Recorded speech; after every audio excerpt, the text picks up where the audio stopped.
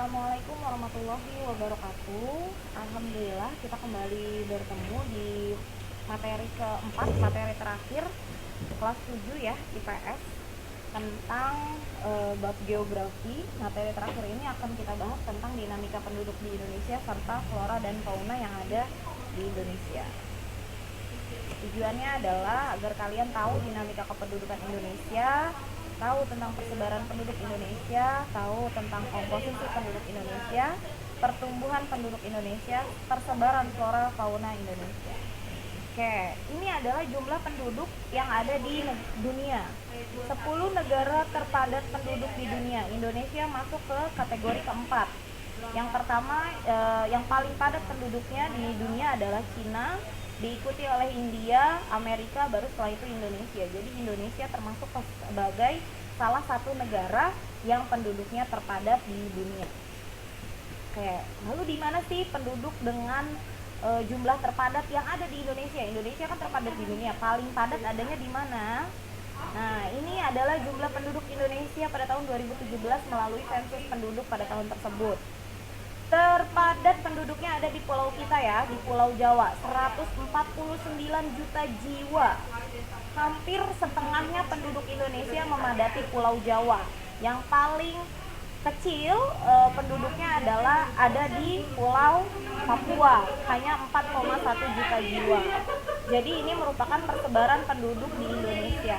Maka belum tersebar secara baik penduduk yang ada di Indonesia. Itu kenapa ada desas-desus ingin dipindahkannya ibu kota negara kita ke daerah Kalimantan, karena memang Pulau Jawa adalah pulau dengan penduduk terpadat di Indonesia agar persebarannya merata.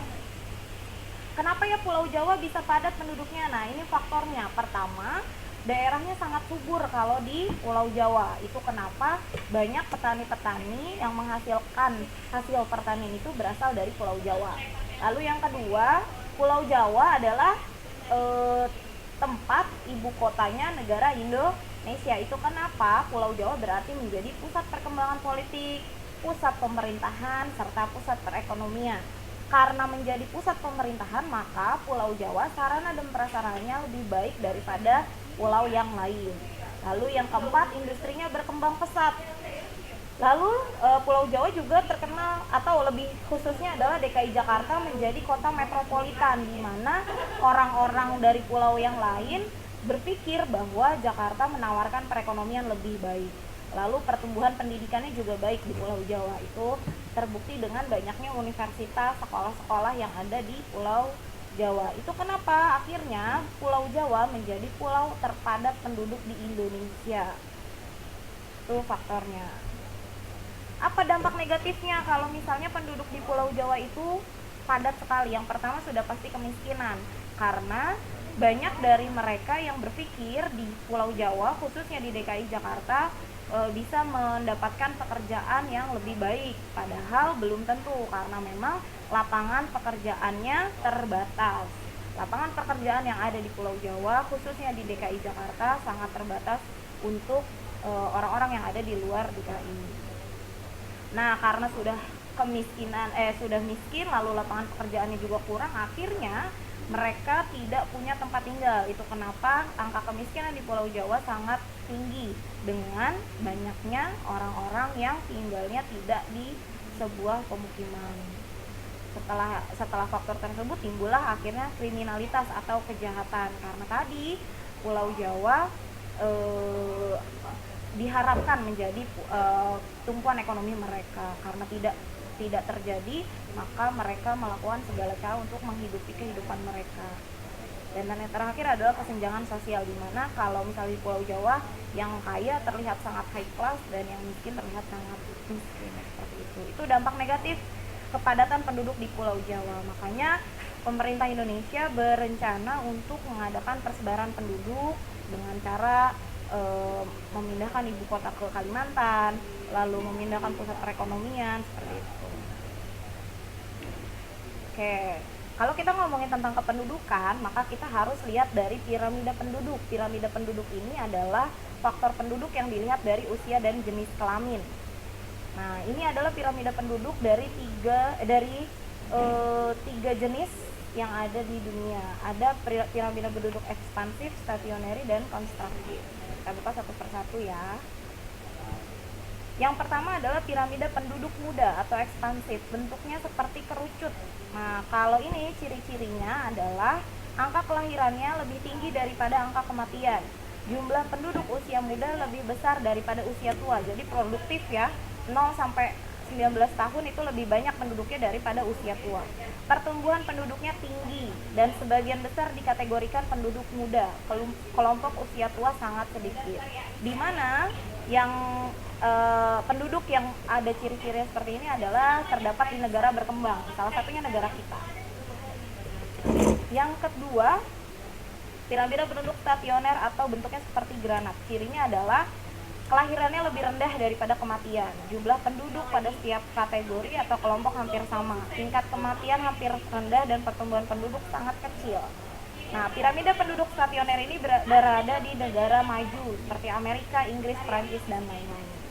Dan yang terakhir, piramida penduduk tua atau konstruktif. Bentuknya adalah kerucut ke bawah. Ciri-cirinya, usia muda lebih kecil daripada usia tua. Penduduk tertinggi berada pada usia dewasa, jadi di atas 20 tahun semua yang ada di piramida penduduk tua. Pertumbuhan penduduk mengalami penurunan, jumlah penduduk muda lebih kecil, dan dari tahun ke tahun jumlah penduduk berkurang. Biasanya negara yang mengalami kondisi seperti ini adalah negara-negara yang konflik atau negara yang mengalami peperangan. Nah, itu tadi adalah piramida penduduk. Nah, apa yang menjadi faktor pertumbuhan penduduk baik di Indonesia maupun di dunia? Ada 3 faktor. Yang pertama adalah kelahiran. Jadi semakin banyak bayi yang lahir, maka semakin banyak pertumbuhan penduduk di Indonesia. Begitu juga dengan mortalitas atau tingkat kematian. Kalau banyak yang meninggal, maka penduduk juga akan semakin berkurang. Dan yang terakhir adalah migrasi atau perpindahan penduduk. Migrasi atau perpindahan penduduk ini dibagi 2, ada internal, ada eksternal. Kalau internal, perpindahan penduduknya masih lokal antar Indonesia. Kalau eksternal sudah ke luar negeri. Situ ada ya, ada transmigrasi, ada urbanisasi. Transmigrasi itu dari yang padat ke yang jarang, urbanisasi dari desa ke kota, imigrasi dari luar ke dalam, kalau emigrasi dari dalam ke luar, dan remigrasi dari luar negeri terus balik lagi ke negara asal. Oke, karena terlalu banyaknya jumlah penduduk di Indonesia, maka Indonesia juga terkenal sebagai negara dengan keragaman etnik yang begitu banyak. Keragaman etnik itu keragaman pertama suku bangsa. Indonesia memiliki 1128 suku bangsa. Nah, dalam satu pulau saja Indonesia punya berbagai macam suku bangsa. Nah, suku Jawa menjadi suku terbesar di Indonesia, setelahnya suku Sunda. Nah, karena keragaman etnik, rumah adatnya berbeda, bahasa daerahnya juga beda, pakaian adatnya beda, serta budayanya pun berbeda. Itu keragaman etnik Indonesia. Kita masuk ke flora dan fauna. Flora dan fauna. Flora adalah tumbuhan, fauna adalah hewan. Berdasarkan data dari Departemen Kehutanan, flora dan fauna di Indonesia itu ada 2 spesies, spesies tumbuhan dan spesies hewan. Spesies tumbuhan lebih dari 8.000 tumbuhan yang ada di Indonesia. Kalau hewan 2.215 dengan mamalia 515, reptil 60 jenis, burung 1.519 jenis, dan kupu-kupu 121 jenis. Kita buka yang pertama adalah flora. Nah, flora yang ada di Indonesia dilihat ya dari berdasarkan ketinggiannya. Kalau misalnya dataran rendah biasanya ditumbuhi oleh kelapa, dataran tinggi biasanya oleh pinus dan lain-lain. Itu flora. Oke, persebaran flora di Indonesia. Daerah Sumatera, daerah Jawa, daerah Nusa Tenggara, dan lain-lain itu berbeda antara persebaran tumbuhannya. Bisa dilihat ya, perbedaan dari masing-masing tumbuhan yang ada atau flora yang ada di Indonesia. Ada di buku kalian juga bisa dilihat. Lalu fauna. Nah, fauna ini dibagi 3. Ada fauna Indonesia Barat, Indonesia Tengah, dan Indonesia Timur. Di mana fauna Indonesia Barat dibatasi oleh garis walas dengan Indonesia Tengah. Jadi garisnya adalah di sini, namanya garis walas. Indonesia Tengah dengan Indonesia Timur dibatasi oleh garis Weber. Jadi ada 3 tipe fauna di Indonesia. Pemisahnya adalah garis walas dan garis Weber. Fauna asiatis yang pertama, fauna yang berada di Indonesia bagian barat, meliputi Pulau Jawa, Sumatera, Kalimantan, Makassar, dan Lombok. Nah, ciri utama dari fauna asiatis adalah hewannya adalah fauna berbadan besar atau mamalia besar seperti gajah, badak, harimau. Nah, itu merupakan fauna asiatis.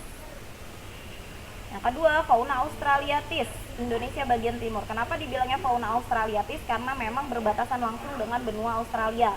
Itulah kenapa hewan-hewannya merupakan hewan-hewan yang ada di benua Australia juga, seperti kanguru, cendrawasih, koala, dan lain-lain. Nah, ini meliputi wilayah Indonesia Timur, berada di Papua dan Kepulauan Aru. Tidak akan pernah dijumpai jenis kera, ciri dari fauna australiatis. Nah, ini perbedaan antara fauna asiatis dan australiatis. Kalau asiatis binatang menyusui besar-besar, australiatis menyusuinya kecil-kecil. Kalau asiatis banyak kera, kalau Australia tidak ada kera. Kalau asiatis burung berwarnanya sedikit, kalau Australia burung berwarnanya banyak. Nah, itu ya perbedaannya. Terakhir, fauna Indonesia bagian tengah. Fauna Indonesia bagian tengah adalah fauna endemik yang ada di Indonesia.